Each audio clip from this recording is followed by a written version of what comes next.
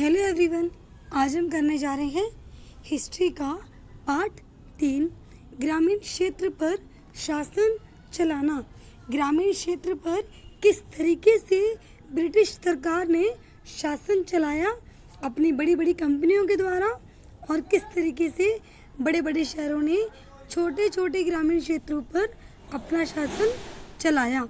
British सरकार जो थी उसने कंपनियों को खरीद लिया और अपने हिसाब से चलाना शुरू कर दिया।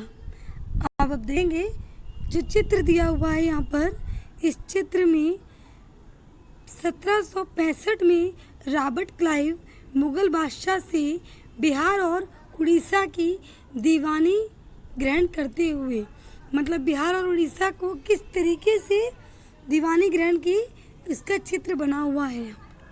अब हम इसका जो फर्स्ट टॉपिक है, कंपनी दीवान बन गई। 12 अगस्त 1765 को मुगल बादशाह ने ईस्ट इंडिया कंपनी को बंगाल का दीवान तैनात किया। 12 अगस्त 1965 को मुगल के बादशाह हैं, उन्होंने ईस्ट इंडिया कंपनी को बंगाल का दीवान तैनात कर दिया। इस बात की पूरी संभावना है कि यह घटना मुट्ठी भर अंग्रेजों और हिंदुस्तानियों की मौजूदगी में रॉबर्ट क्लाइव के तंबू में घटी होगी। इस बात को कहा गया है कि ये पॉसिबल है बहुत इजीली कि ये अंग्रेजों और हिंदुस्तानियों की मौजूदगी में ही रॉबर्ट क्लाइव ने की है, ये घटना घटी है।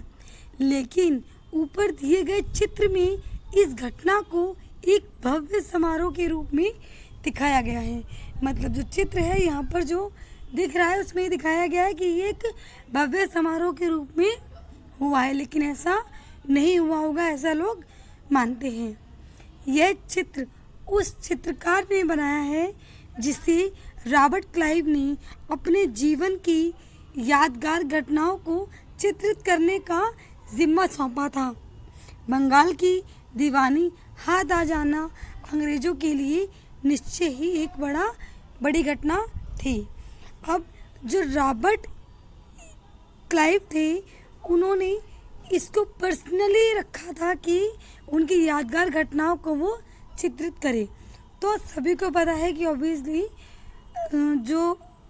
जिन्होंने खुद अपने जीवन की यादगार चीज़ों को चित्रित करने के लिए रखा है, तो वो कोई भी नेगेटिव चीज़ तो चित्रित करने नहीं देंगे, तो हमेशा पॉजिटिव ही दिखाएंगे। तो उन्होंने ऐसा दिखाने के लिए कहा तो चित्र वैसा ही बना, लेकिन ज़रूरी नहीं है कि ऐसा ही हुआ हो, ये रियलिटी नहीं हो सकती। दीवान के तौर पर ये रियलिटी क्यों नहीं हो सकती? क्योंकि जो बंगाल की दीवानी हाथ आना उनके लिए, अंग्रेज़ों के लिए एक बहुत बड़ी घटना है।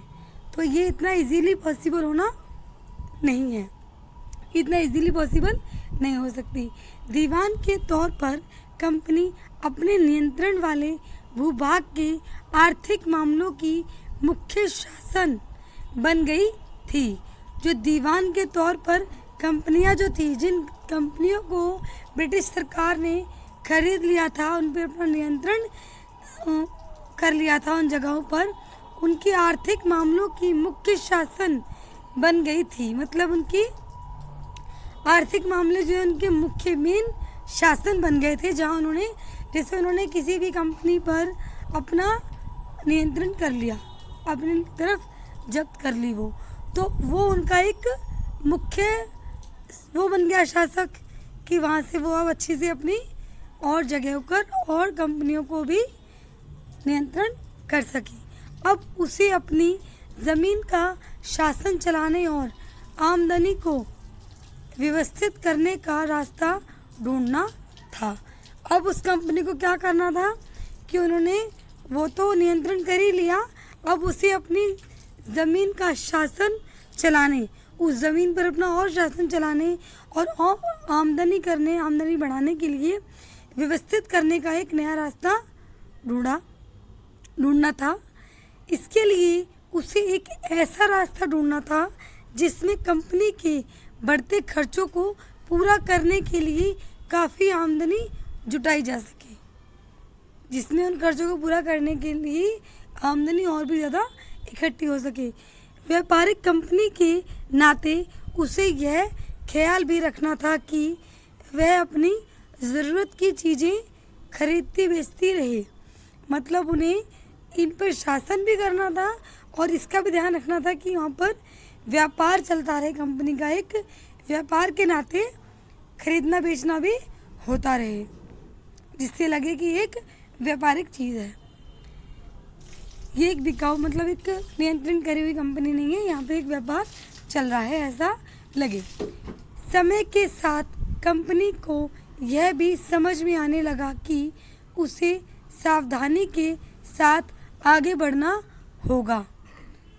बाहरी ताकत होने की वजह से उसे उन लोगों को भी शांत रखना था जो गांव देहात में पहले शासन चला चुके थे और जिनके पास अभी भी काफ़ी ताकत और सम्मान था। ऐसे जो लोग स्थानीय सत्ता में रह चुके थे उन्हें नियंत्रित करना तो ज़रूरी था, लेकिन उन्हें ख़त्म नहीं किया जा सकता था। अब इनमें कुछ ऐसे गांव भी थे जो कि पहले मतलब ऐसे ताकतें भी थी, ऐसे लोग भी थे जो पहले देहात पर अपना शासन चला चुके हैं और उन्हें मतलब उनके लिए काफ़ी उनके अंदर काफ़ी ताकत थी और काफ़ी सम्मान था उनके लिए लोगों में। तो उन्हें तो इन चीज़ों की समझ थी कि किस तरीके से शासन चलाया जाता है गांव के लोगों पर और क्या किया जाता है।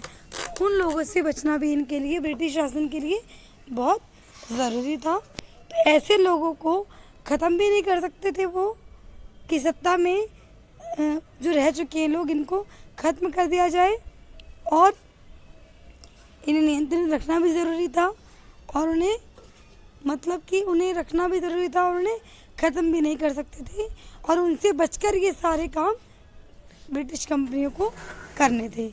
यह काम कैसे हो, इस अध्याय में हम देखेंगे कि कंपनी ने ग्रामीण इलाकों को उपनिवेश कैसे बनाया, कि कंपनी ने ग्रामीण इलाकों को किस तरीके से उपनिवेश किया, आय के संसाधन कैसे जुटाए, लोगों के अधिकार किस तरह तय किए और मन माफिक फसलों की खेती कैसे कराई।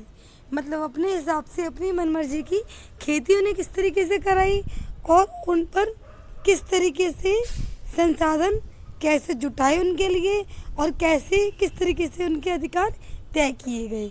ये किस लिए, क्योंकि कुछ लोग ऐसे थे जो पहले ग्रामीण क्षेत्रों पर शासन कर चुके हैं तो उनसे चीज़ें सारी छुपी रही, उनसे बचाने के लिए ये सब किया और बहुत ध्यान से करना पड़ा ब्रिटिश शासन को।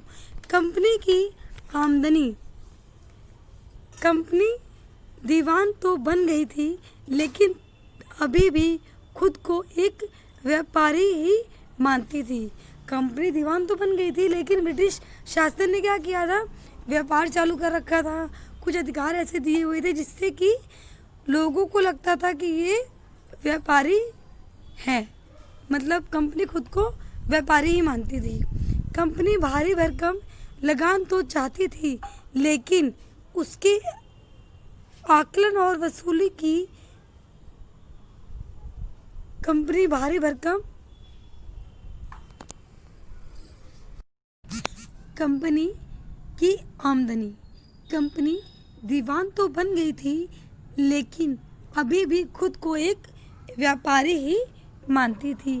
कंपनी भारी भरकम लगान तो चाहती थी लेकिन उसके आकलन और वसूली की कोई नियमित व्यवस्था करने में हिचकिचा रही थी। उसकी कोशिश यही थी कि वह ज़्यादा से ज़्यादा राजस्व हासिल करे और कम से कम कीमत पर बढ़िया सूती और रेशम कपड़ा खरीदे। अब कंपनी दीवान बन चुकी थी लेकिन उन कंपनियों को पता ही नहीं था कि वो दीवान बन गई हैं। वो अपने आप को अभी भी व्यापारी कंपनी ही मानती थी क्योंकि ब्रिटिश जो सरकार है उसने उन कंपनियों को आदान प्रदान करने के लिए, खरीदने बेचने के लिए मतलब बोल रखा था कि ये कर सकते हैं। तो खरीदा बेचा जाता था, व्यापार हो रहा था। तो उन कंपनियों को लगता था कि हम अभी व्यापारी ही हैं, लेकिन ऐसा नहीं था। अब कंपनी भारी भरकम लगाम तो लगाना चाहती थी कि इसमें लगान ज़्यादा से ज़्यादा लगाएं, लेकिन उसके हिसाब से वसूली और कई नियमित जो व्यवस्थाएं होती हैं वो करने में हिचकिचाती थी। इसकी कोशिश यही रहती थी कि कम से कम मतलब ज़्यादा से ज़्यादा राजस्व हासिल करें और कम उन्हें लगाना पड़े, कम से कम कीमतें लगानी पड़े, मतलब कम से कम पैसों में बढ़िया सूती और रेशम कपड़ा खरीद सके। अब इसी कारण से 5 साल के भीतर बंगाल में कंपनी द्वारा खरीदी जाने वाली चीज़ों का कुल मूल्य दुगना हो चुका था। इसी वजह से जो 5 साल के अंदर अंदर बंगाल की जो कंपनियां थी उनके द्वारा जो खरीदी जाने वाली चीज़ें थी उनका कुल मूल्य दुगना हो गया था, वो बहुत महंगी हो गई थी। अब 1865 से पहले कंपनी ब्रिटेन से सोना और चांदी का आयात करती थी और इन चीज़ों के बदले सामान खरीदती थी। मतलब कि 1865 से पहले जो ब्रिटिश कंपनियां थी वो सोने और चांदी की सोने और चांदी का आयात किया करती थी और उनके बदले में सामान खरीदती थी। अब बंगाल में इकट्ठा होने वाले पैसे से ही निर्यात के लिए चीज़ें खरीदी जा सकती थी। मतलब जो बंगाल में जो पैसा इकट्ठा हुआ था उसी से ही चीज़ें खरीदी जा सकती थी। जल्दी ही यह जाहिर हो गया कि बंगाल की अर्थव्यवस्था एक गहरे संकट में फंसती जा रही थी। मतलब अब धीरे धीरे ये पता चल गया था, दिखने लगा था अर्थव्यवस्था को देखकर कि बंगाल की जो अर्थव्यवस्था है वो संकट में मतलब कि बहुत ही ज़्यादा गिरती जा रही है। कारीगर गांव छोड़कर भाग रहे थे क्योंकि उन्हें बहुत कम कीमत पर अपनी चीज़ें कंपनी को जबरन बेचनी पड़ती थी। किसान अपना लगान नहीं चुका पा रहे थे, कारीगरों का उत्पादन गिर रहा था और खेती चौपट होने की दिशा में बढ़ रही थी। अब क्या था, किसानों की भी खेती नहीं हो रही थी, वो भी चौपट हो रही थी और जो भी कारीगर हैं वो भी अपना काम छोड़ छोड़ कर जाने लगे क्योंकि उनकी चीज़ें जो है वो बिकती ही नहीं थी।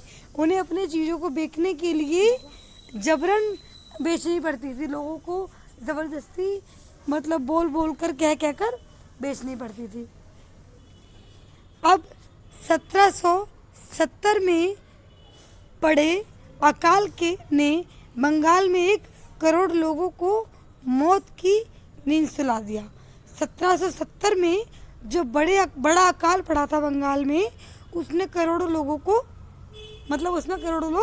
मर गए। इस अकाल में लगभग 1/3 आबादी समाप्त हो गई थी। मतलब बंगाल की कम से कम 1/3 जो आबादी थी, 1/3 लोग मर गए थे। इतना बड़ा संकट आ गया था।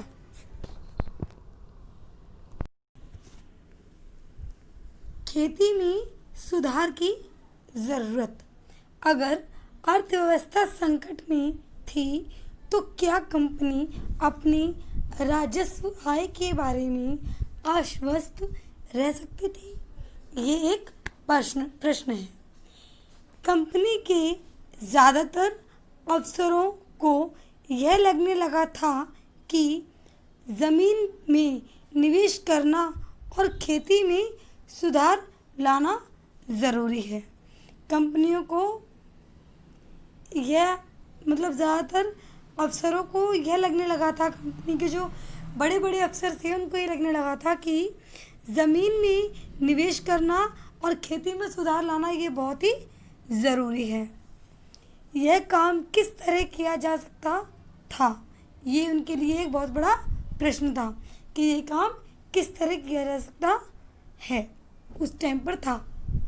इस सवाल पर 2 दशकों तक बहस चली।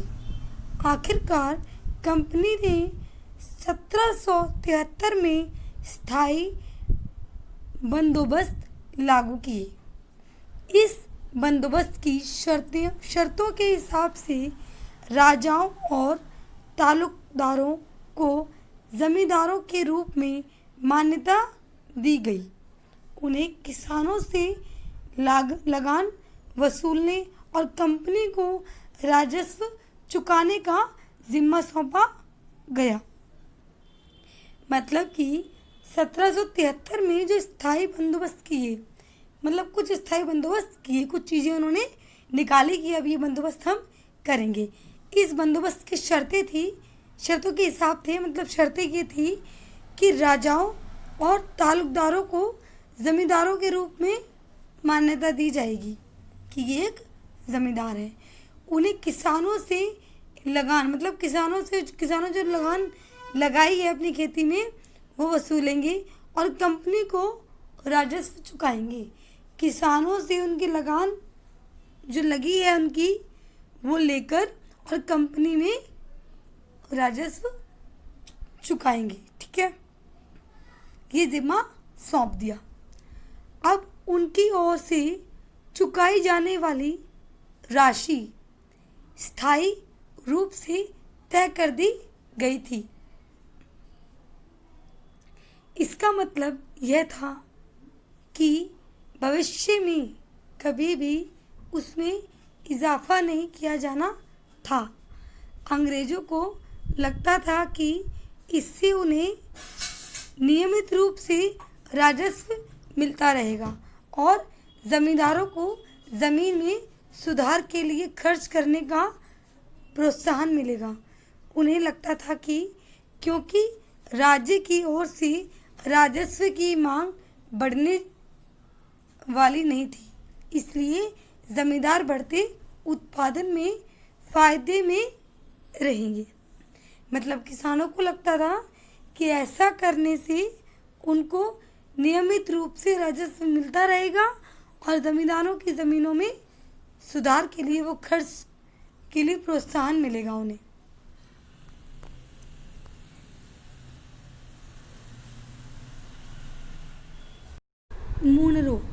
मूनरो व्यवस्था क्या है? ब्रिटिश नियंत्रण वाले दक्षिण भारतीय इलाकों में भी स्थायी बंदोबस्त की जगह नई व्यवस्था अपनाने का प्रयास किया जाने लगा। मतलब ब्रिटिश के नियंत्रण वाले जो दक्षिण भारतीय इलाके थे उनमें भी स्थायी बंदोबस्त की जगह नई व्यवस्था अपनाने का प्रयास किया जाने लगा। वहाँ जो नई व्यवस्था विकसित हुई उसे रैयतवारी का नाम दिया गया। कैप्टन अलेक्जेंडर रीड ने टीपू सुल्तान के साथ चले युद्धों के बाद कंपनियों द्वारा कब्जे में लिया गया। कुछ इलाकों में इस व्यवस्था को आजमा कर भी देख लिया था।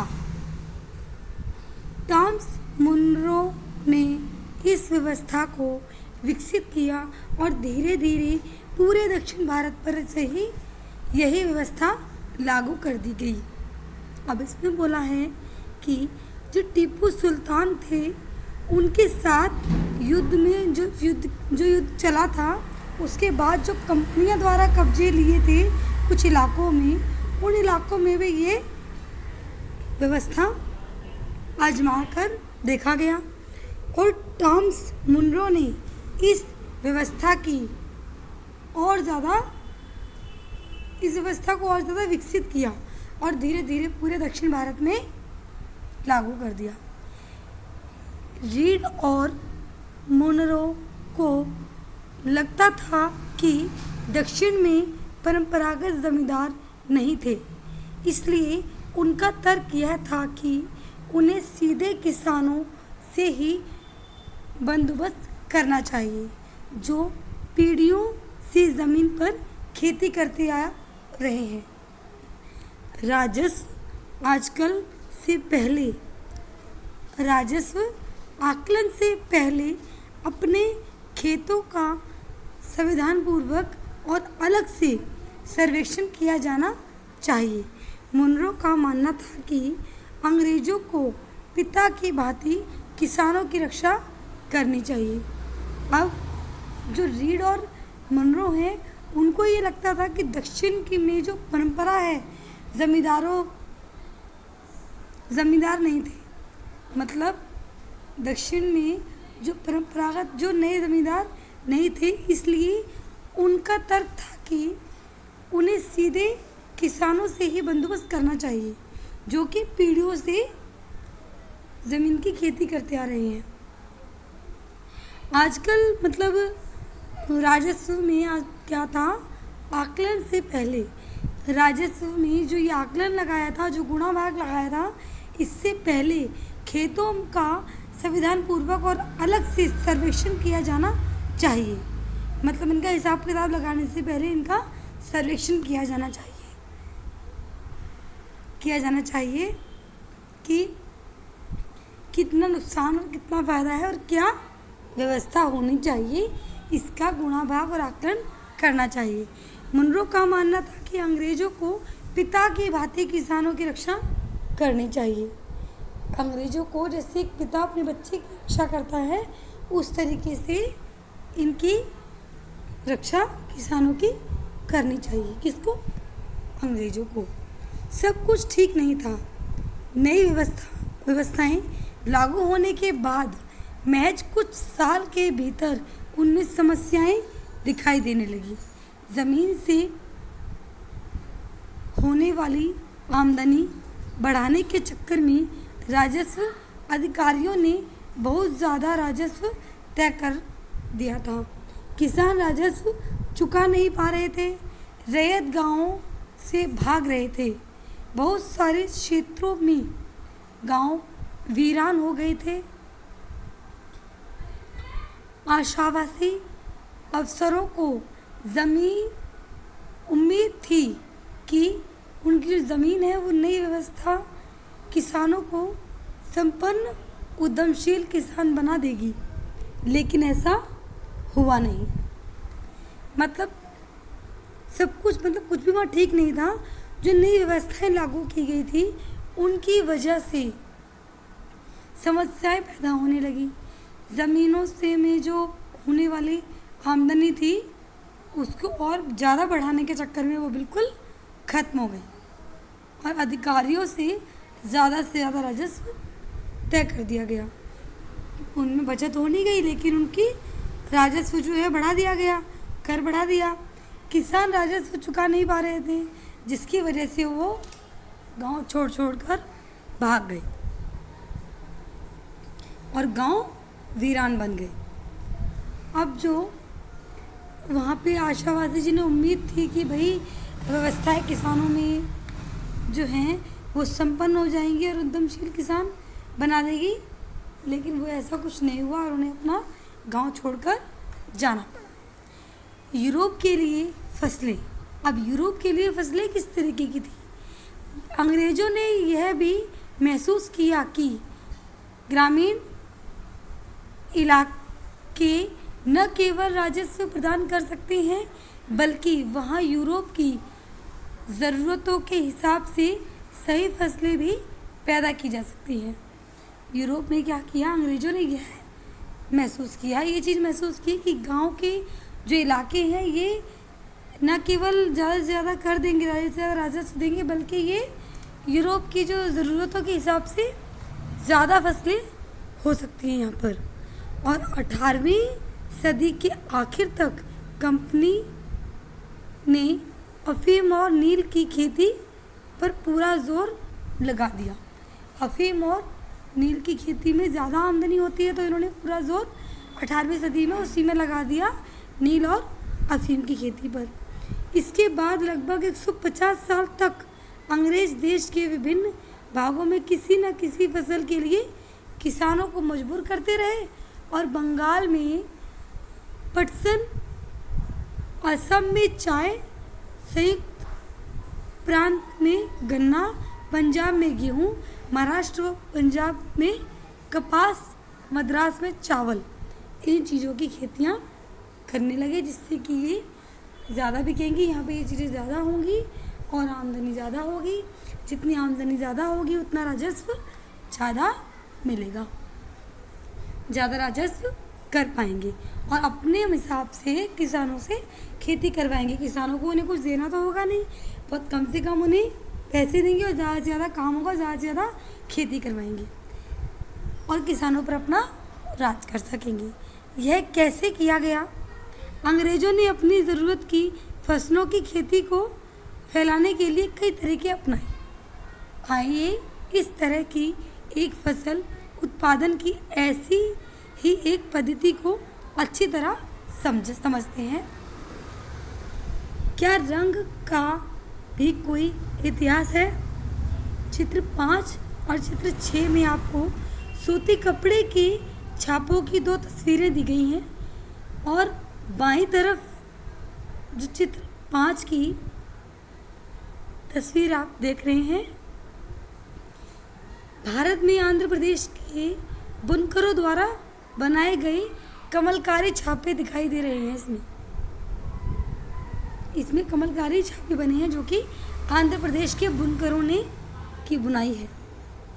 दूसरी तरफ ब्रिटेन के प्रसिद्ध कवि और कलाकार विलियम मॉरिस द्वारा बनाए गए फूल वाले छापे हैं। दोनों छापों में एक बात समान है, दोनों में ही गहरे नीले रंग का इस्तेमाल किया गया है। देख सकते हैं आप, दोनों में ये देखिए, इसमें दोनों में गहरे नीले रंग का इस्तेमाल किया गया है। अब इसे आमतौर पर नील कहा जाता है। इसी जो ये नीले रंग का इस्तेमाल किया गया है, इसे ही आमतौर पर नील कहा जाता है। क्या आप जानते हैं कि यह रंग किस तरह पैदा किया गया? अब आपको यहाँ ये बताएंगे कि आपको पता है कि ये नीला रंग किस तरीके से पैदा किया गया। इन छापों में आपको जो नीला रंग दिखाई दे रहा है वह नील नाम के एक पौधे से निकाला जाता था। इस बात की काफ़ी संभावना है कि 19वीं सदी के ब्रिटेन में मॉरिस के छापों में इस्तेमाल किया गया नीला रंग भारत में उगने वाले नील के पौधे से ही तैयार किया गया होगा। उस समय भारत दुनिया में नील का सबसे बड़ा स्रोत था। 18वीं शताब्दी के समय जो भारत जो है वो नील का सबसे बड़ा स्रोत था। यहाँ पे एक पौधे से नीला रंग निकाला जाता था और किसानों ने क्या किया, वही खेती ज़्यादा करवाई और वो नीला रंग ज़्यादा हुआ। इसीलिए दोनों पिक्चरों में, आप दोनों चित्रों में देख सकते हैं नीला रंग ज़्यादा यूज़ किया गया है। अब आप समझ सकते हैं कि जो मार्सी के जो छापों में इस्तेमाल किया गया नीला रंग है वो कहाँ से आया। बंगाल में उगने वाले नीले के पौधे से ही तैयार किया गया रंग है। भारतीय नील की मांग क्यों थी? भारतीय नील की मांग ज़्यादा क्यों थी? नील का पौधा मुख्य रूप से उष्णकटिबंधीय इलाकों में ही उगता है। 13वीं सदी तक इटली, फ्रांस और ब्रिटेन के कपड़ा उत्पादन, कपड़े की रंगाई के लिए भारतीय नील का इस्तेमाल कर रहे थे। जो 13वीं सदी थी उसमें इटली और फ्रांस और ब्रिटेन में के जो कपड़े हैं उनमें उत्पादन, कपड़े की रंगाई के लिए भारतीय नील का इस्तेमाल कर रहे थे। वो जो भारत में नील का पौधा है, नीला रंग निकलता है उसका इस्तेमाल करके वो अपनी जो कपड़े की जो रंगाई है वो करते थे। उस समय भारतीय नील की बहुत थोड़ी मात्रा ही यूरोपीय बाज़ारों में पहुंचती थी। उस टाइम यूरोपीय बाज़ारों में बहुत थोड़ी मात्रा में नीला रंग पहुंचता था। उसकी कीमत भी बहुत ऊंची रहती थी। उसकी जो रेट हैं वो बहुत ज़्यादा ऊंचे करके बेचते थे। इसीलिए यूरोप कपड़ा उत्पादकों को बैंगनी और नीले रंग बनाने के लिए बोर्ड नामक एक और पौधे पर निर्भर रहना पड़ता था। मतलब यहाँ से जो भारत से जो जाता था नीला रंग, उससे ज़्यादा रेट में बेचते थे। इसीलिए जो कपड़ा उत्पादन को इसलिए यूरोप के जो कपड़ा उत्पादन है उनको बैंगनी और नीले रंग इसीलिए यूरोप कपड़ा जो है वो उत्पादन को बैंगनी और नीले रंग बनाने के लिए बोर्ड नामक एक पौधा था उसका, उस पर निर्भर रहना पड़ता था। मतलब उसके ऊपर निर्भर रहते थे क्योंकि नीला रंग ज़्यादा महंगा था। अब बोर्ड पौधा शीतोष्ण क्षेत्र में उगता था, इसलिए यूरोप में आसानी से मिल जाता था। उत्तरी इटली, दक्षिणी फ्रांस में व जर्मनी और ब्रिटेन के कई हिस्सों में यह पौधा उगता था। नील के साथ प्रतिस्पर्धा से परेशान यूरोप के बोर्ड उत्पादकों ने अपनी सरकारों पर दबाव डाला कि वे नील का आयात पर पाबंदी लगा दें। अब जब ये उन्होंने नीले और बैंगनी और नीले रंग बनाने के लिए बोर्ड नामक एक जो पौधा था उस पर निर्भर रहना पड़ता था नीले और बैंगनी रंग के लिए, तो बोर्ड पौधा शीतोष्ण क्षेत्र में उगता था, इसलिए यूरोप में आसानी से मिल जाता था। उत्तरी इटली, दक्षिण फ्रांस व जर्मनी व ब्रिटेन के कई हिस्सों पर यह पौधा उगता था। नील के साथ प्रतिस्पर्धा मतलब नील के साथ कंपटीशन था बैंगनी रंग का, तो उससे परेशान होकर यूरोप के बोर्ड उत्पादकों ने अपनी सरकार पर दबाव डाला कि वे नील का आयात पर पाबंदी लगा दें। मतलब नील के आयात पर वो पाबंदी लगा दे, बंद कर दे। मगर कपड़े को रंगने वाले तो नील को ही पसंद करते थे। नील से बहुत चमकदार नीला रंग मिलता था, जबकि बोर्ड से मिलने वाला रंग बेजान और फीका होता था। 17वीं सदी तक आते आते यूरोपीय कपड़ा उत्पादकों ने नील के आयात पर लगी पाबंदी में ढील देने के लिए अपनी सरकारों को राजी कर लिया। कैरिबियाई द्वीप समूह स्थित सेंट डोमिंग्स में फ्रांसीसी, ब्राज़ील में पुर्तगाली, जमैका में ब्रिटिश और वेनेजुएला में स्पेनिश लोग नील की खेती करने लगे। उत्तरी अमेरिका के भी बहुत सारे भागों में नील के बागान सामने आ गए थे। 18वीं शताब्दी के आखिर तक भारतीय नील की मांग और बढ़ गई। ब्रिटेन में औद्योगिकरण का युग शुरू हो चुका था और उसके कपास उत्पादन में भारी इजाफा हुआ। अब कपड़ों की रंगाई की मांग तो और तेजी से बढ़ने लगी। जब नील की मांग बढ़ी, उसी दौरान वेस्ट इंडीज़ और अमेरिका से मिलने वाली आपूर्ति अनेक कारणों से बंद हो गई।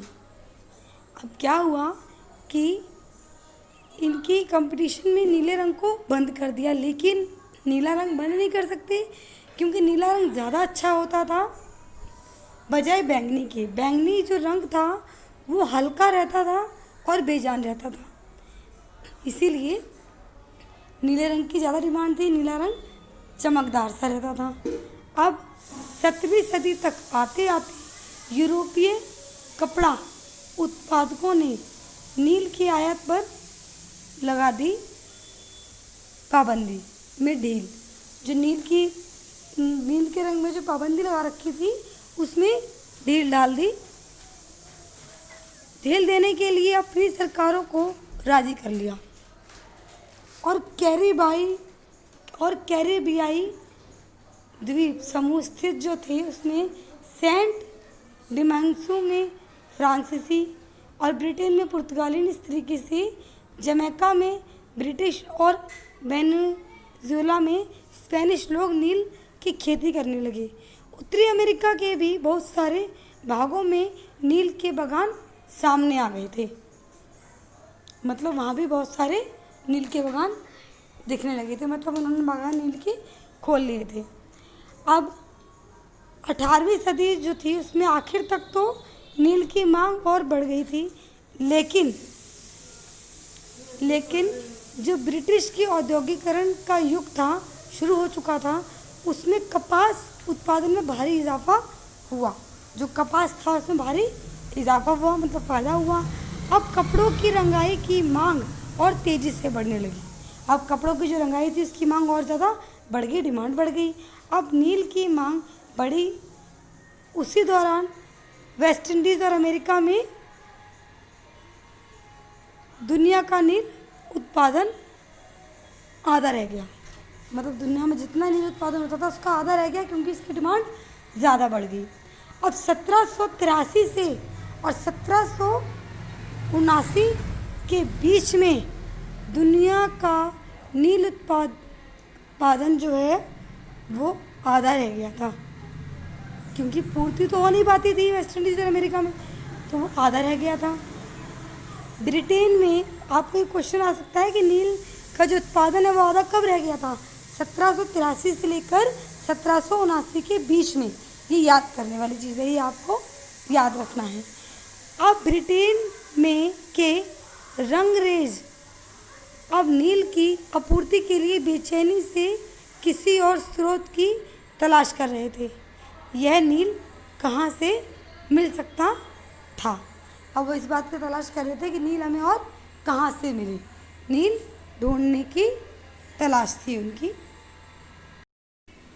भारत में ब्रिटेन की बढ़ती दिलचस्पी, जो भारत में ब्रिटेन की जो दिलचस्पी थी भारत के लिए, वो बढ़ती जा रही थी। यूरोप में नील की बढ़ती मांग को देखते हुए ईस्ट इंडिया कंपनी भी भारत में नील की खेती बढ़ाने के रास्ते ढूंढने लगी। मतलब यूरोप में जो नील की जो बढ़ती मांग थी वो देखते हुए ईस्ट इंडिया कंपनी भी भारत में नील की जो खेती है वो बढ़ाने लगी कि अब नील की खेती ज़्यादा होगी। 18वीं सदी के आखिरी दशकों में से ही बंगाल में नील की खेती तेज़ी से फैलने लगी थी। बंगाल में पैदा होने वाला नील दुनिया के बाज़ारों पर छा गया था। जब 18वीं शताब्दी में आखिर में के दशकों में जो बंगाल में जो नील था वो बहुत मतलब पूरे बाज़ारों में फैल गया था, छा गया था बहुत ज़्यादा। 1788 से में ब्रिटेन द्वारा आयात किए गए नील में भारतीय नील का हिस्सा केवल लगभग 30% था। 1788 में जो ब्रिटेन द्वारा जो आयात किया जाता था नील का, वो भारतीय नील का हिस्सा केवल लगभग मतलब भारत का 30% ही था। 1810 में ब्रिटेन द्वारा आयात किए गए नील में भारतीय नील का हिस्सा 95% हो चुका था। अब 1810 में जो ब्रिटेन द्वारा जो आयात हुआ उसमें नील का जो भारतीय नील का हिस्सा है वो 95% हो गया। जैसे जैसे नील का व्यापार फैला, कंपनी के अफसर और व्यावसायिक एजेंट नील के उत्पादन में पैसा लगाने लगे। समय बीतने के साथ कंपनी के बहुत सारे अधिकारियों ने नील के अपने कारोबार पर ध्यान देने के लिए अपनी नौकरियां छोड़ दी। अब नील इतना फेमस हो गया था कि लोगों ने उस नील का कारोबार में ध्यान देने के लिए अपनी नौकरियां छोड़ दी और उस पर ही ध्यान देने लगे। भारी मुनाफे की उम्मीद में स्कॉटलैंड और इंग्लैंड ने के बहुत सारे लोग भारत आए। मुनाफा की उम्मीद थी उन्हें कि मुनाफा हो रहा बहुत ज़्यादा, तो स्कॉटलैंड और इंग्लैंड के बहुत सारे लोग भारत आए और उन्होंने नील के बागान लगा दिए। उन्होंने भी नील के बागान की खेती करना शुरू कर दिया कि उन्हें भी बहुत ज़्यादा मुनाफा हो। क्योंकि उन्हें दिख रहा था कि नील की ज़रूरत बहुत ज़्यादा है, प्रोडक्शन कम है। जिनके पास नील की पैदावार के लिए पैसा नहीं था, उन्हें कंपनी और नए नए बैंक कर्जा देने के को तैयार रहते थे। मतलब जिनके पास पैसा नहीं है, पैदावार नहीं है, उनके लिए जो कंपनियां हैं वो नए नए बैंक। अब नील की खेती कैसे होती थी ये बताएंगे। नील की खेती जो है उसके दो मुख्य तरीके थे। ये आपको याद रखना है कि नील की खेती कैसे होती थी और उसके तरीके कितने थे, क्या थे। तो आप देखेंगे इसके दो तरीके थे, निज और रैयती। निज खेती की व्यवस्था में बागान मालिक खुद अपनी ज़मीन में नील का उत्पादन करते थे। जो निज खेती है उनमें जो व्यवस्था में जो बागान थे वो मालिक खुद अपनी ज़मीन में नील का उत्पादन करते थे। या तो वह ज़मीन खरीद लेते थे या दूसरे ज़मींदारों से ज़मीन भाड़े पर ले लेते थे और मज़दूरों को काम पर लगाकर नील की खेती करवाते थे। निज खेती की समस्याएं क्या थी? जो निज खेती है वो करने का तरीका तो बता दिया मैंने आपको, उसकी समस्याएं क्या क्या थी। समस्याएं थी बागान मालिकों को निज खेती का क्षेत्रफल फैलाने में मुश्किल आ रही थी। जो बागान के मालिक हैं उनको निज खेती का क्षेत्रफल मतलब उसकी ज़्यादा से ज़्यादा जगह बढ़ाने में उन्हें मुश्किल आ रही थी। नील की खेती केवल उपजाऊ ज़मीन पर की जा सकती थी। ऐसा नहीं किसी भी ज़मीन पर कर दो, सिर्फ उपजाऊ ज़मीन पर ही उसकी नील की खेती होती थी। ऐसी ज़मीनों पर आबादी पहले से ही बहुत ज़्यादा थी। जो ऐसी ज़मीनें थी जहाँ पर जो उपजाऊ ज़मीन है उन पर पहले से ही खेती बहुत ज़्यादा थी। यहाँ वहाँ छोटे मोटे खेत ही उनके हाथ लग पाते थे। मतलब यहाँ वहाँ कहीं छोटे मोटे खेत की जगह बच गई तो वही उनके हाथ लग पाते थे। नील की खेती करने के लिए उन्हें बड़े बड़े भूखंडों की ज़रूरत थी। नील की खेती करने के लिए उन्हें बहुत ज़्यादा जगह की ज़रूरत थी, थोड़ी बहुत जगह में तो हो नहीं सकती। इस तरह की ज़मीन उन्हें कहाँ से मिल सकती थी? क्योंकि ज़मीन जितनी है उतनी तो रहेगी, बढ़ेगी थोड़ी वो। अब उतने में हो रही है खेती तो ज़्यादा कहाँ से आएगी? उन्होंने नील की फैक्ट्री के इर्द गिर्द पट्टे पर ज़मीन लेने के प्रयास किए। अब उन्होंने जो नील के इधर उधर जो फैक्ट्रियाँ थी उनको, उनकी जो ज़मीन थी उनको पट्टे पर लेने की कोशिश की। वहाँ के किसानों को हटवा दिया और जो किसान काम कर रहे थे उनको हटवा दिया। इससे टकराव और तनाव पैदा हो गया। अब उन्होंने उन किसानों को हटाया तो उनमें मतभेद हो गया और टकराव हो गया एक दूसरे में, मतलब हड़प झड़प या गुस्सा या लड़ाई। जैसे आप कोई एक इंसान इस जगह काम कर रहा है, उसको हटा के दूसरा इंसान वहाँ काम करेगा तो क्या होगा? लड़ाई होगी। तो उनमें टकराव हो गया और तनाव पैदा हो गया आपस में। मजदूरों को का इंतज़ाम करना भी आसान नहीं था। ऐसे इस काम के लिए मजदूर का इंतज़ाम करना भी बहुत मुश्किल था, क्योंकि मजदूर भी जानते थे कि इसकी खेती बहुत ज़्यादा होती है तो वो ज़्यादा पैसे लेते थे और ज़्यादा से ज़्यादा मजदूर लगे हुए थे तो मजदूरों की ज़रूरत ज़्यादा होती थी। बड़े बागान के लिए बहुत सारे मजदूरों की ज़रूरत होती थी। जो बड़ा बागान होगा वहाँ बहुत सारे मजदूरों की ज़रूरत होगी और मजदूरों की ज़रूरत भी सबसे ज़्यादा उसी समय होती थी जब किसान धान की खेती में व्यस्त रहते हैं। जब किसान अपने धान की खेती करते हैं उसी समय नील में किसानों की ज़रूरत ज़्यादा होती थी। अब किसान अपने धान की खेती करेंगे तो वो तो नहीं आ सकते, इसलिए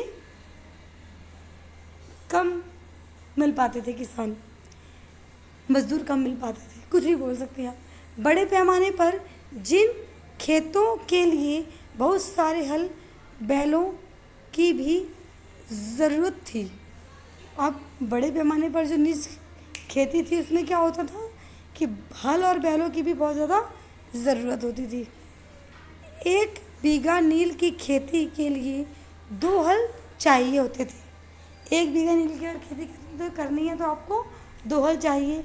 इसका मतलब यह था कि अगर किसी बागान मालिक के पास 1000 बीघा ज़मीन है तो उसे 2000 हलों की ज़रूरत पड़ती।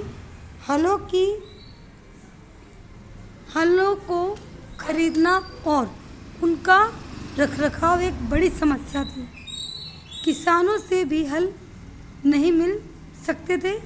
उन्हें अपने लिए ही इन चीज़ों की ज़रूरत होती थी। उस टाइम आप किसानों से भी नहीं ले सकते हल, क्योंकि किसानों की भी धान की खेती होती थी, तो वो अपनी खेती करेंगे।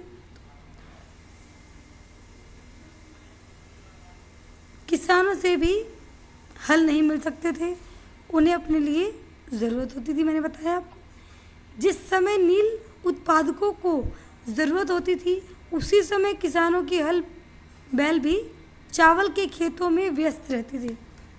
मतलब उस टाइम उनकी चावल की खेती होती थी, वही धान की खेती, धान को ही चावल बोलते हैं। 19वीं सदी के आखिर तक बागान मालिक निज खेती का क्षेत्रफल फैलाने में हिचकिचाते थे। इस व्यवस्था के तहत नील की पैदावार वाली 25% से भी कम ज़मीन आती थी। बाकी ज़मीन रैयती व्यवस्था के अंतर्गत रहती थी। मतलब 25% ही थी जो कि निज खेती में आती थी, बाकी सब रैयत मतलब निज व्यवस्था में आती थी, बाकी सब रैयत व्यवस्था के अंतर्गत थी। अब रैयत के ज़मीन पर नील की खेती कैसे होती थी? रैयत व्यवस्था के तहत बागान मालिक रैयतों के साथ एक अनुबंध करते थे। कई बार वे गांव के मुखियाओं को भी रैयतों की तरफ से समझाते उन्हें और बाध्य कर देते थे।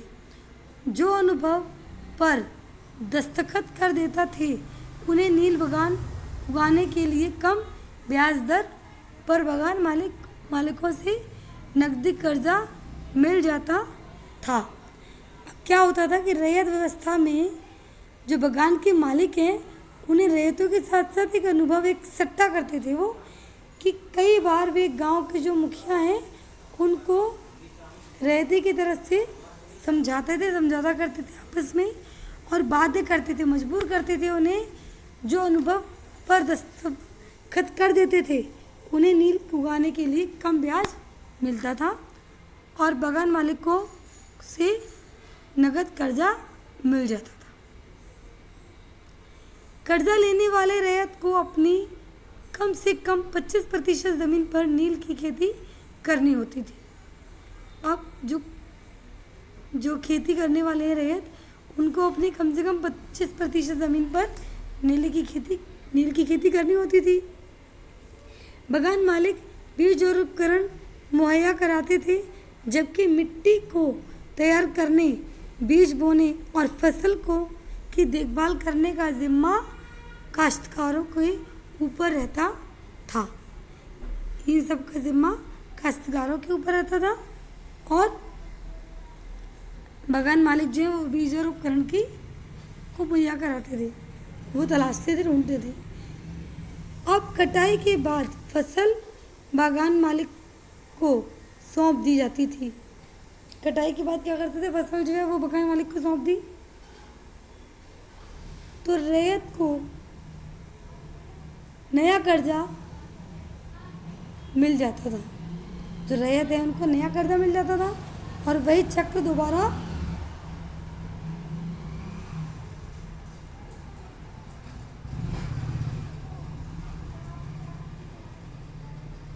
नील गांव आमतौर पर बंगाल बागान मालिकों की फैक्ट्रियों के आसपास ही होते थे। अब क्या था, वही चक्कर चलता रहता था और जो नील गांव के आमतौर पर बागान है, उनके मालिक जो है फैक्ट्रियों के आसपास ही होते थे। जो आमतौर पर जो नील के गांव थे, उनके जो मालिक की फैक्ट्रियां थी वो आसपास ही होती थी। अब यही चक्र चलता रहता था कि नील की फैक्ट्रियों के आसपास उन्होंने जगह ले लेते, ज़मीन लेते थे और वहीं पर वो खेती करते थे।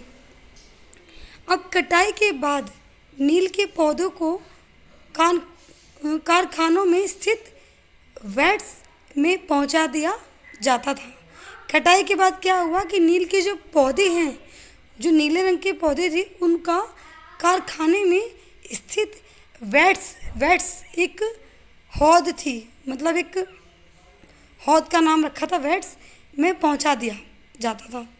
रंग बनाने के लिए, जहाँ पे रंग बनाने का काम होता था, रंग बनाने के लिए 3 या 4 कूड़ों की ज़रूरत पड़ती थी। जो रंग बनते थे, जहाँ पे ये अब पौधे तो उगा लिए, अब डायरेक्ट थोड़ी जाएंगे वो मार्केट तक, उसमें से रंग निकालना पड़ता था। तो उसको निकालने के लिए 3 या 4 कूड़ों की ज़रूरत पड़ती थी। प्रत्येक हौद का अलग काम था, मतलब अलग अलग हौद का अलग अलग काम था। नील के पौधे से पत्तियों को तोड़कर पहले एक कुंड में गर्म पानी में कई घंटों तक डुबोया जाता था। मतलब क्या होता था कि पहले जो हौद है उसका मतलब जो पत्तियां हैं हौद में, क्या होता था कि जो पत्तियां हैं नील की, उस पत्तियों को तोड़कर और पहले एक अलग कुंड था जिसमें गर्म पानी में घंटों तक डुबोया जाता था। इस हौद का किण्वन या स्टीपर कुंड कहा जाता था। मतलब इस हौद को बोलते थे कि एक किण्वन या स्टीपन पर कुंड है।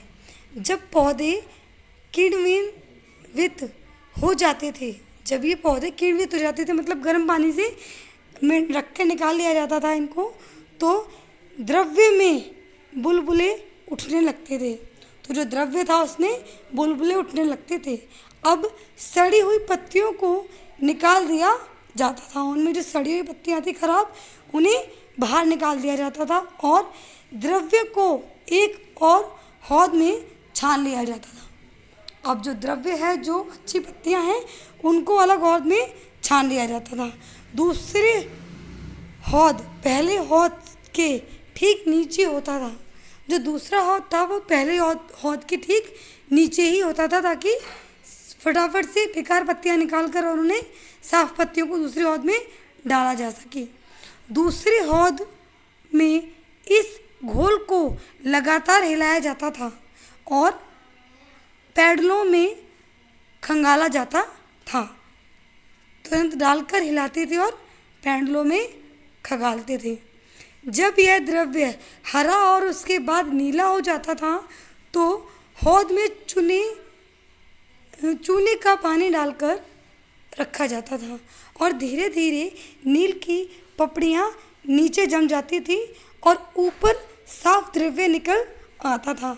मतलब कि जो नील की जो पत्तियाँ थी वो सूख कर नीचे रह जाती थी और उनका कलर बाहर निकल जाता था। द्रव्य को छानकर अलग कर लिया जाता था और नीचे ज़मीन जो थी उसमें नील की खाद, नील की लुगदी को दूसरे कुंड में डाल दिया जाता था। इसके बाद उसे निचोड़कर बिक्री के लिए सुखा दिया जाता था। अब जो उसका पत्तियाँ निकाल दी, उसका पानी आ गया, उसको सुखाकर जो वो सूखा पाउडर सा बन जाता था, फिर उसको बाहर बाज़ारों में बेचा जाता था। ये क्या था? ये पूरा एक प्रोसेस था जिसमें रैयतों ने नील की जो ज़मीन, मतलब रैयतों की जो ज़मीन थी उसमें नील की खेती का जो प्रोसेस है वो पूरा बताया है। अब आप देखेंगे, यहाँ आप उत्पादन की आखिरी व्यवस्था को देख सकते हैं। यहाँ पिक्चर में भी दिखाया हुआ है कि उत्पादन की जो आखिरी व्यवस्था थी वो किस तरीके की थी। अब दबाकर सांचों में डाल दी गई नील की लुगदी को काटकर मजदूर उन पर मोहर लगा रहे हैं। पीछे वाले हिस्से में एक मजदूर इन टुकड़ों को सुखाने के लिए ले जा रहा है। अब आप देखेंगे पीछे जो एक पिक्चर में ये आदमी बना हुआ है, ये एक इनको सुखाने के लिए ले जा रहा है। शुरू हो जाता था।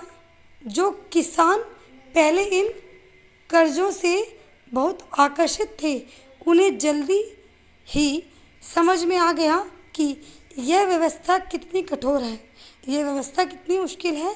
इन्हें नील की जो कीमतें मिलती थी वह बहुत कम थी और कर्ज़ों का सिलसिला अभी भी ख़त्म नहीं होता था। इतनी मेहनत करने के बाद भी जो उनके ऊपर नील की खेती के लिए जो कर्जा लिया था वो ख़त्म नहीं होता था। उसका कारण क्या था कि राजस्व उन पे ज़्यादा लगता था। जो ब्रिटिश सरकार थी वो राजस्व ज़्यादा लेती थी, इसीलिए उनको उनकी मेहनत के पैसे भी नहीं मिल पाते थे। समस्याएं और भी थी।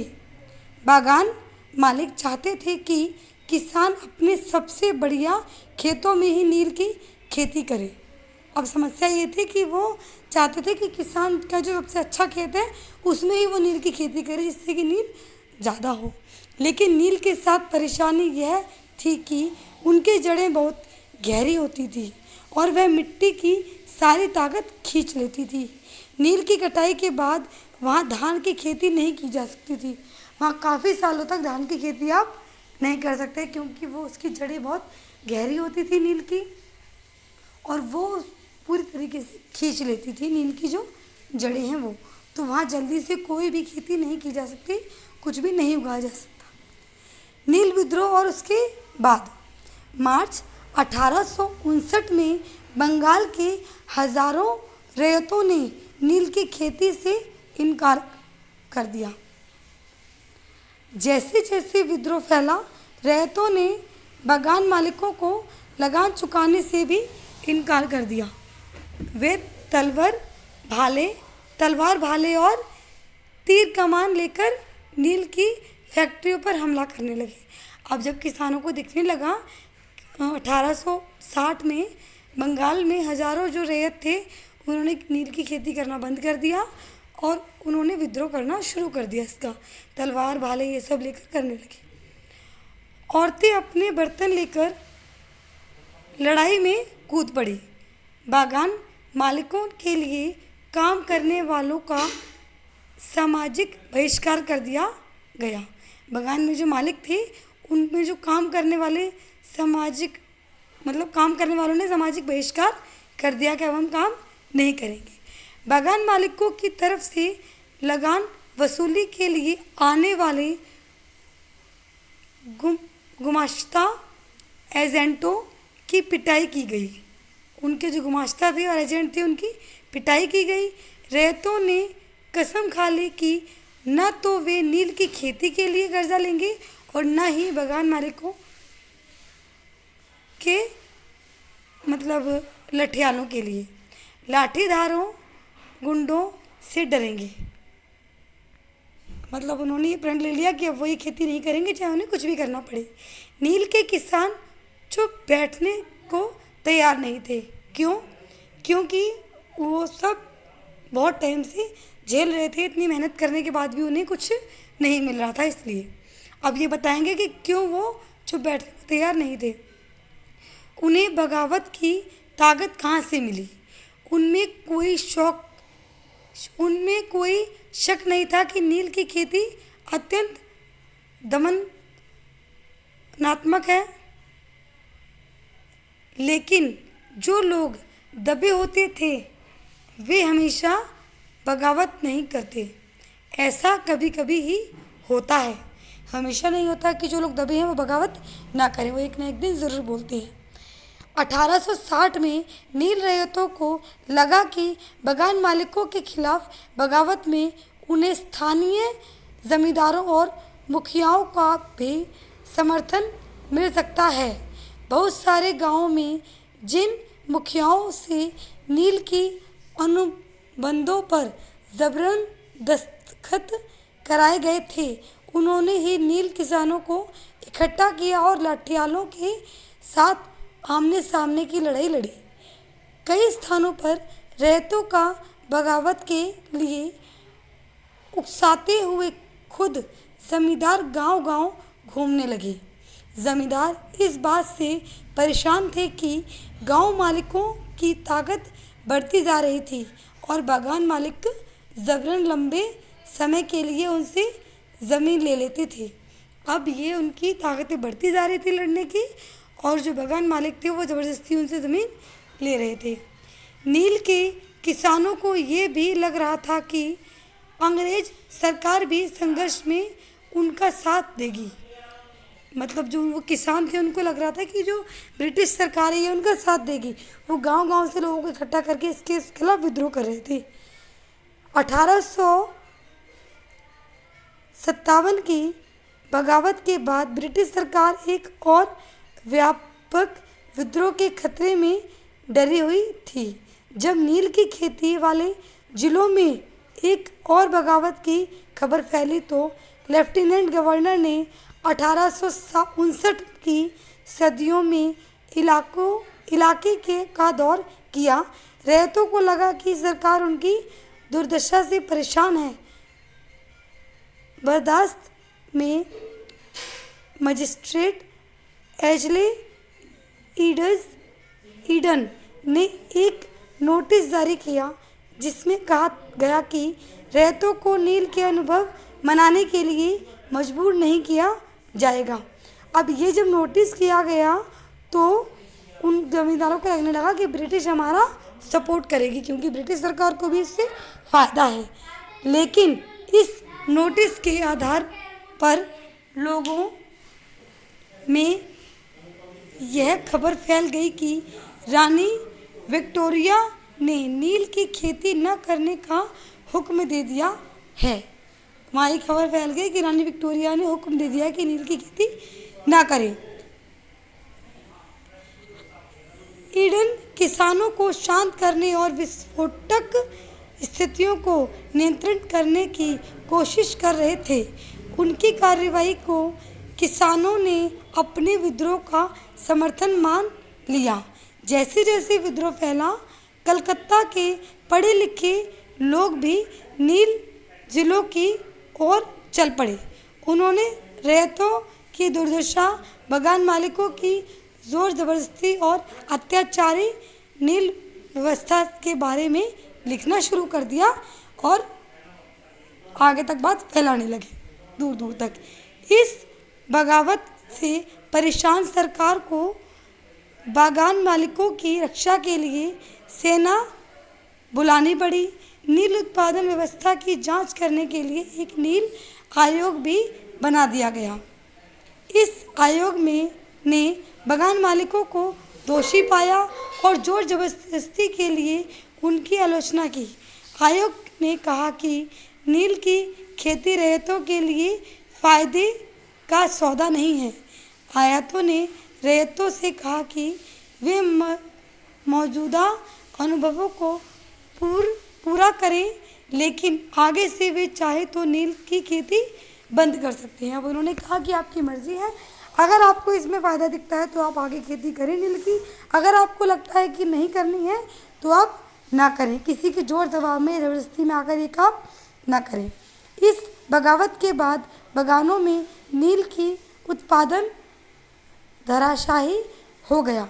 इसके बाद बागान मालिक बिहार पर ध्यान देने लगे। 19वीं सदी के आखिर में कृषि रंगों का निर्माण होने लगा। इससे उनका व्यायाम भी बुरी तरह प्रभावित हुआ। फिर भी वे उत्पादन फैलाने में सफल रहे। जब महात्मा गांधी दक्षिण अफ्रीका से लौटे तो बिहार के एक किसान ने उन्हें चंपारण आकर नील किसानों की दुर्दशा को देखने का न्योता दिया।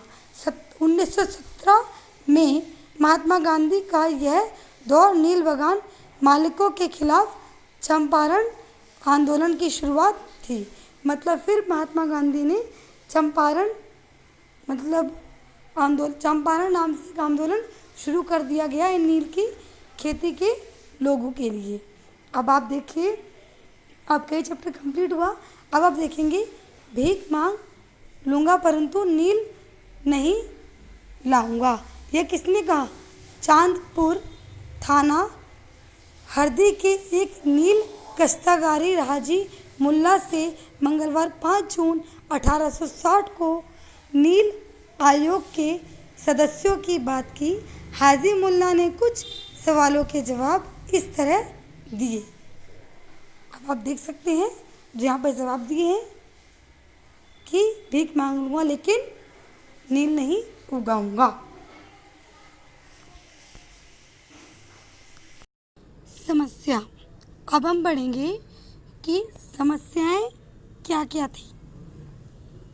जो ब्रिटिश सरकार ने, अंग्रेज़ों ने जो भी कंपनियां अपने उसमें कर ली थी, मतलब कि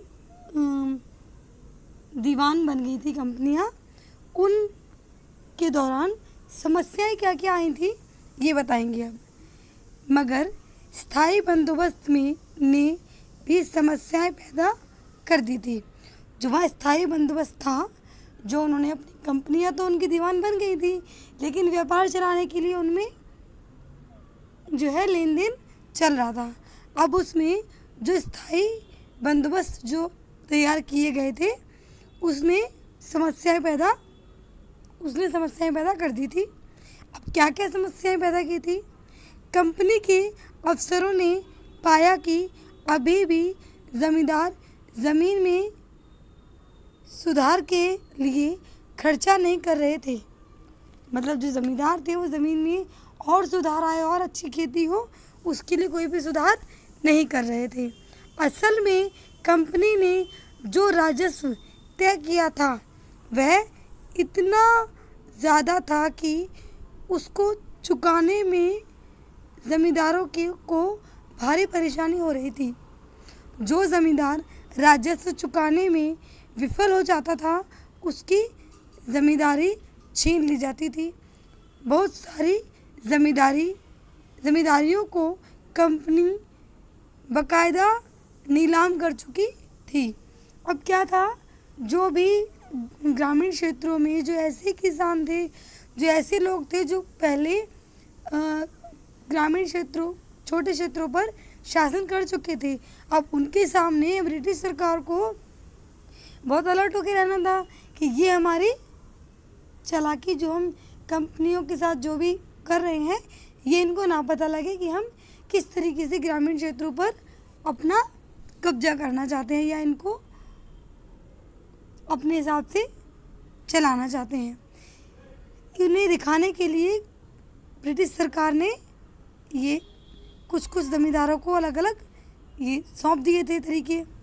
अब जो ज़मींदार नहीं चुका पाता था राजस्व, जो उनका बंदोबस्त बना था कि राजस्व चुकाना पड़ेगा, अब जो ज़मींदार राजस्व नहीं चुका पा रहा था उससे उसकी ज़मीन छीन ली जाती थी। ये एक उन्होंने रूल बना दिया।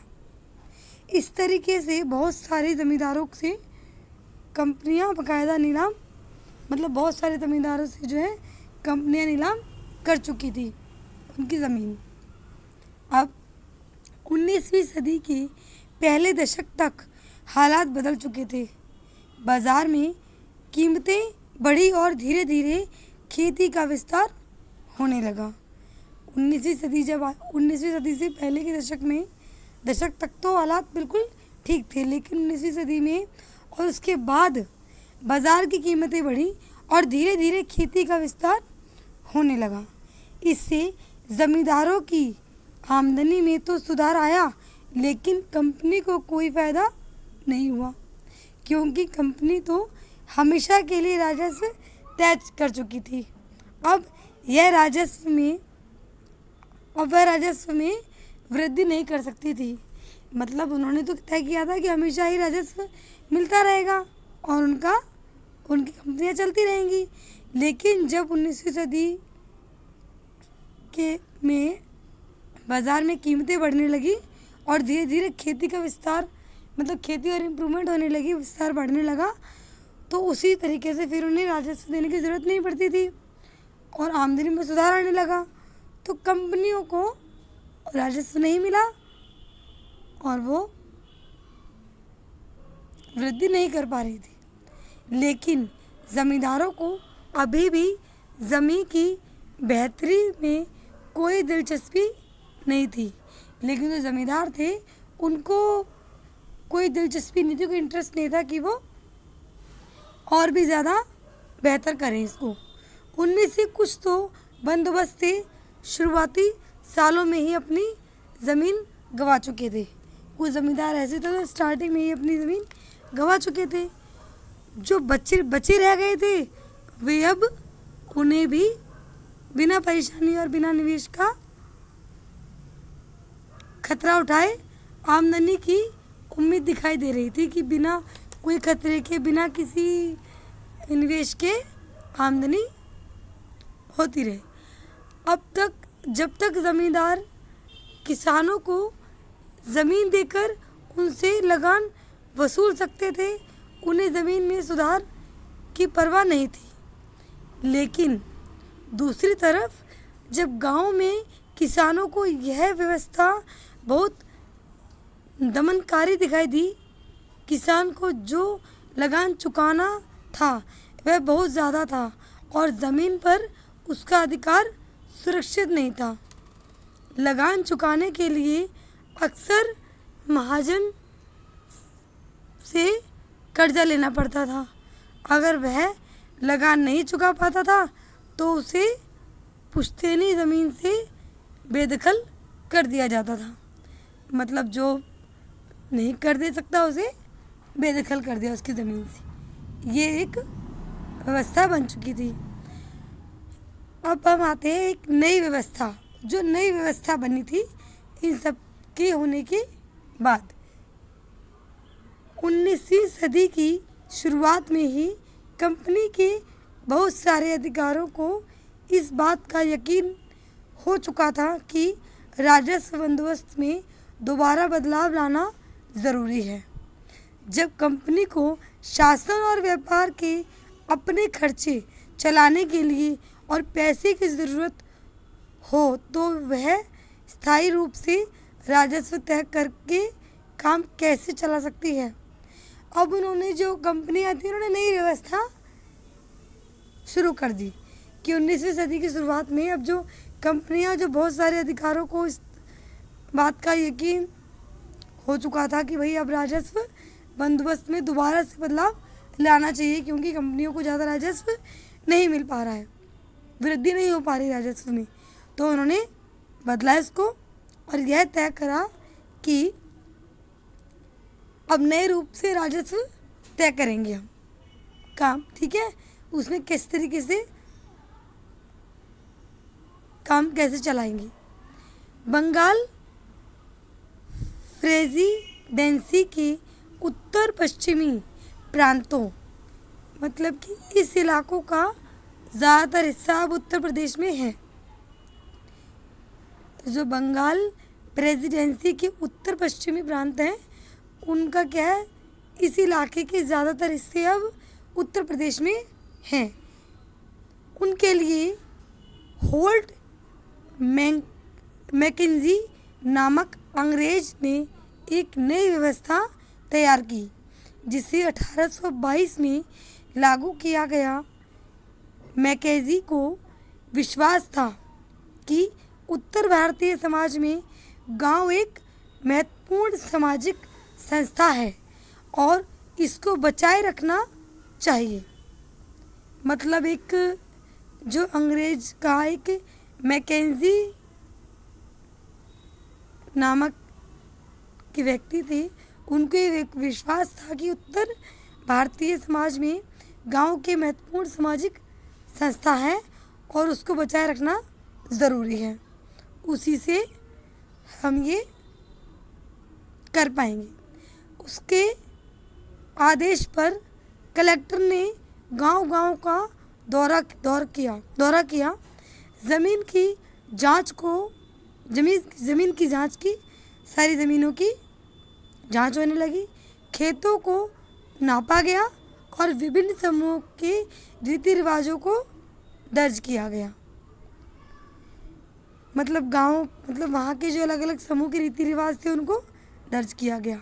गांव के एक एक खेत के अनुमानित राजस्व को जोड़कर हर गांव या ग्राम समूह से वसूल होने वाले राजस्व को हिसाब लगाया जाता था। इस राजस्व को स्थायी रूप से तय नहीं किया गया, बल्कि उसमें समय समय पर संशोधनों की गुंजाइश रखी गई। मतलब ये नहीं किया कि अब ये स्थायी रूप से हो गया। पहले वाली जो व्यवस्था थी उसने स्थायी रूप से राजस्व स्थायी रूप से कर दिया था, उसमें इन्हें वृद्धि नहीं हो पा रही थी। तो इस व्यवस्था में इन्होंने बोला कि अब जो है स्थायी रूप से नहीं होगा, अब इसमें संशोधन की गुंजाइश रखी जाएगी कि बीच बीच में कभी भी हम संशोधन मतलब करेक्शन कर सकते हैं, रूल बदल सकते हैं। राजस्व इकट्ठा करने और उसे कंपनी को अदा करने का जिम्मा जमींदार की बजाय गांव के मुखिया को सौंप दिया गया। मतलब कि कंपनी को अदा करने का जिम्मा ख़त्म कर दिया, कंपनी को अदा नहीं करना, ज़मींदार की बजाय गांव के मुखिया को सौंप दिया। पहले क्या था, कंपनी को अदा करने का जिम्मा जो किसका था, ज़मींदार का था, अब ज़मींदार के बजाय गांव के मुखिया को सौंप दिया। इस व्यवस्था को महालवारी बंदोबस्त का नाम दिया गया। ये इम्पोर्टेंट नाम है कि आपसे पूछ सकते हैं कि जब दूसरी व्यवस्था लागू की गई तो उसमें जो बंदोबस्त किया गया उसका नाम क्या था, तो आपको याद रखना है उसका नाम था महालवारी बंदोबस्त।